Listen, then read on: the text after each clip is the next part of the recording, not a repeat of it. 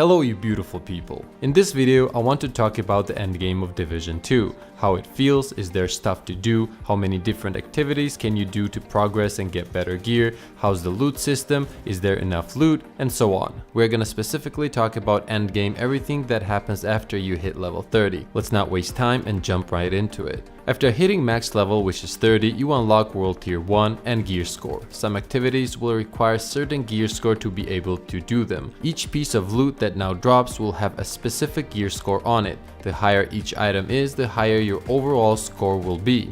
The usual stuff pretty much. If you've played Destiny, it works in a similar way. However, keep in mind, high gear score doesn't necessarily mean you will do more DPS, and we will talk about gear stats and talents a bit later.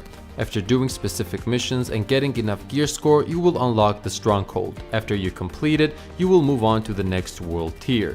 And then you just repeat the process until you hit World Tier 5, which is the highest tier at the moment. So let's go over this once again. You do specific missions to unlock the Stronghold. Assuming you have enough gear score to enter the now unlocked Stronghold, you will complete it and then advance to the next world tier. Every time you go up a world tier, of course, enemies drop better gear and weapons and become stronger at the same time. So we see that we need to do specific missions and Strongholds to unlock world tiers, but is that it? And the answer is no, that is definitely not it. Let's start with Specializations, which you also unlock after hitting level 30. You have a total of 3 specializations, and depending on your playstyle, you can choose one to upgrade. However, you can switch between the 3 whenever you want. Each one of them comes with a specific weapon. The Survivalist comes with a crossbow, the Demolitionist comes with a grenade launcher, and the Sharpshooter that comes with a 50 cal sniper rifle. Each one of these needs 160 points to be fully unlocked, which is a pretty long grind. But once you fully unlock the one you choose and use it to its fullest potential, you'll realize how strong specializations are. As you can see here, there are many things you can work on: weekly invasions, weekly projects, normal bounties and clan bounties, and many more. One thing that I really enjoy about Division so far is how many different ways there is to get loot. Look at the map, any activity I do will give me loot, and most of the time it will be high-end gear. Just a few days ago, they introduced a new Stronghold with the World Tier 5 that also comes with set items. You can get full sets of gear with some special perks and stats. Let's say you don't want to do a Stronghold. That is not a problem. You can go and take a control point, which is an enemy controlled area. After clearing and claiming it, you unlock the supply rooms, where you can get loot. Or maybe you want to do some public events and save some people from public execution, do that. You can also get loot from defending supplies or doing bounties and chasing named enemies. You get the point. Loot is not an issue in this game, and you can get it in multiple ways. Now you might be asking, what happens after we get the high-end gear? Well, now is when it all begins. Each one of these gear pieces of course has specific stats. Some make a set of 3, and then when you have all 3 of them, you unlock some extra stats and the journey to building a DPS machine begins. I love building glass cannon builds with critical damage and critical chance, so that's what I'm doing. However, there are different options, and because of the amount of loot you get, it's really fun to work on the builds and try to customize everything the way you want.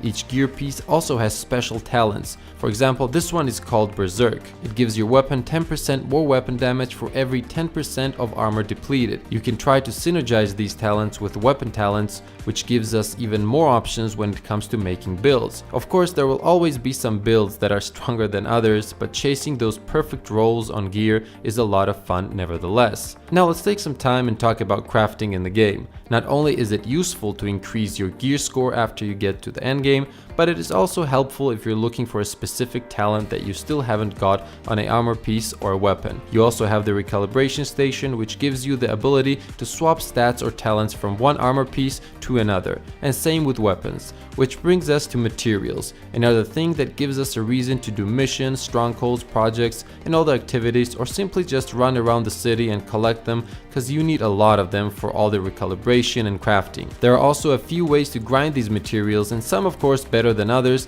However, if you play the game, you will still be able to get quite a lot of them. While doing strongholds, you will get guaranteed drops at the end. You can choose difficulties for these strongholds, and depending on the one you pick, the enemies will be stronger, but you will get more and better loot. You go in with 4 players and it really is a fun activity to do with friends. And if you decide to challenge yourself, you can always increase the difficulty of the game. We also have to keep in mind that soon enough a 8-man raid is coming to Division 2. I'm super excited for this and can't wait to jump in and try it out. Haven't done big raids like that since the days of Aeon Online. Aeon was one of my favorite MMOs back in the day. Anyway, let's not get sidetracked here. So even after you hit World Tier 5, which currently is the highest world tier, these are the endgame activities you can do. Invaded missions and strongholds, bounties and bosses, control points, you can work on weekly projects and clan stuff, do public events such as executions and defending supply drops, and all of this of course helps the progress with your gear score. And you're farming for materials and looking for those perfect stats on gear and weapons, and for a new launched game, I think this is really good. If you're into cosmetics, there's definitely some options. You can get these items from opening crates, or you can of course purchase them if you'd like. As for me, I haven't spent any money on cosmetics, but I've gotten lucky and got some cool stuff from the crates